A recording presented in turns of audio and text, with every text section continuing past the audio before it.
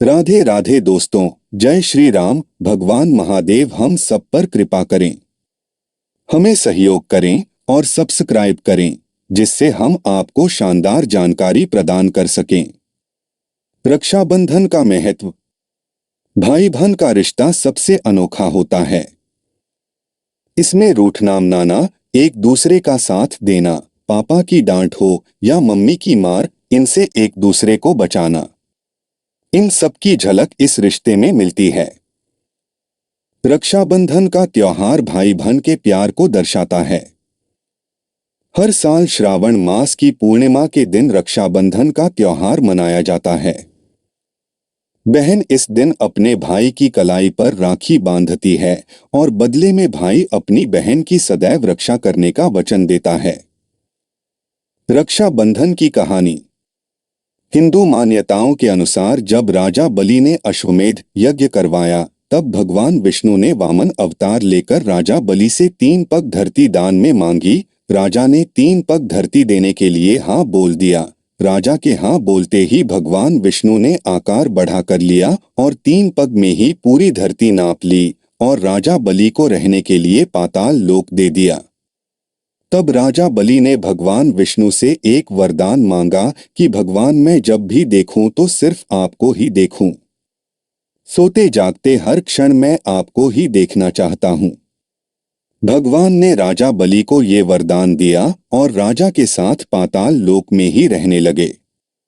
भगवान विष्णु के राजा के साथ रहने की वजह से माता लक्ष्मी चिंतित हो गईं और नारद जी को सारी बात बताई।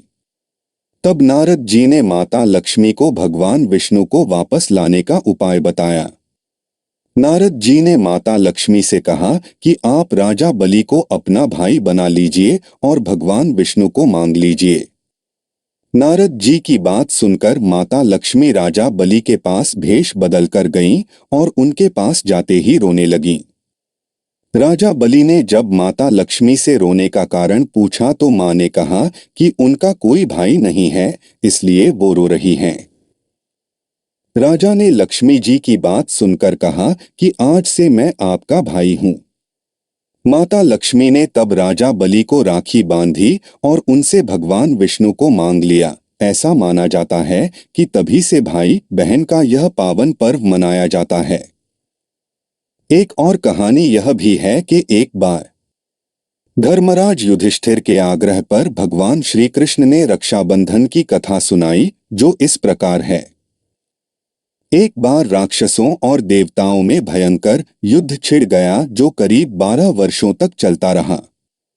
कोई भी कम नहीं पड़ रहा था।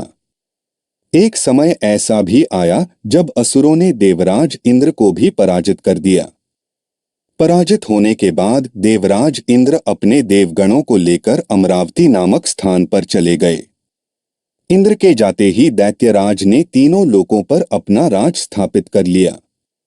इसके साथ ही राक्षसराज ने यह घोषणा कर दी कि कोई भी देवता उसके राज्य में प्रवेश न करे और कोई भी व्यक्ति धर्म कर्म के कार्यों में हिस्सा न ले। अब से सिर्फ राक्षस राज की ही पूजा होगी।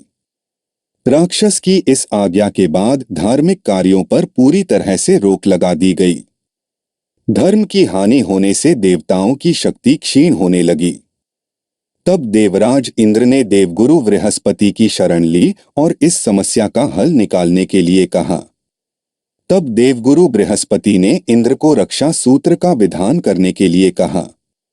इसके लिए उन्होंने कहा कि रक्षा सूत्र का विधान पंचांग के अनुसार श्रावण मास की शुक्ल पक्ष की पूर्णिमा तिथि को शुभ मुहूर्त में ही किया जाना चाहिए। रक्षा सूत्र बांधते समय इस मंत्र का पाठ करना चाहिए।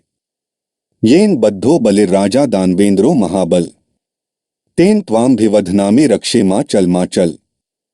देवगुरु बृहस्पति के कहे अनुसार इंद्राणी ने सावन मास की श्रावणी पूर्णिमा के शुभ मुहूर्त पर इंद्र की दाहिनी कलाई पर विधि विधान से रक्षा सूत्र बांधा और युद्धभूमि में लड़ने के लिए भेज दिया।